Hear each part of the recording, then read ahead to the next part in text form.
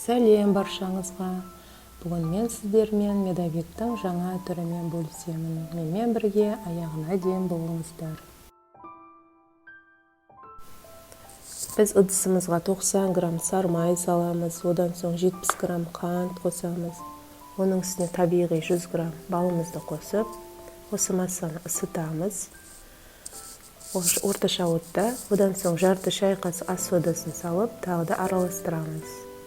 1 минут, 1,5 минуттай араластырып, біз оттан түсіреміз. Бұл бізде массамыз кішкене салқындау керек. Жылы болып тұрған кезде 2 жұмыртқамызды қосып, тағы да араластырамыз. Бізде массамыздың түсі өзгереді. Оның үстіне 140 грамм ұнымызды қосамыз, тағы да араластырып, бізде осындай сұйық масса шығады. Осында біз протеинімізге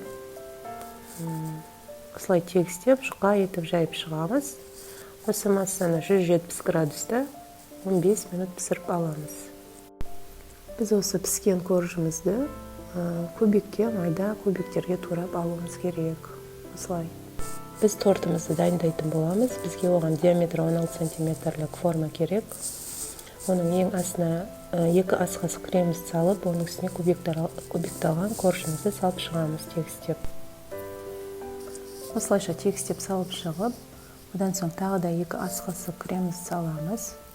Одан соң тағы да осылай кубиктарымызды барлық жеріне жеткілікті етіп салып шығып, ең үстіне кремімізді жағамыз. Осыны біз мұздатқышқа 5 сағатқа салып қойымыз керек. Біз осындай азғантай коржымызды алып, уатып аламыз блендермен. Мінекей біздің 5 сағаттан соң тортымызды шығардық, формадан осылай аламыз жайлап.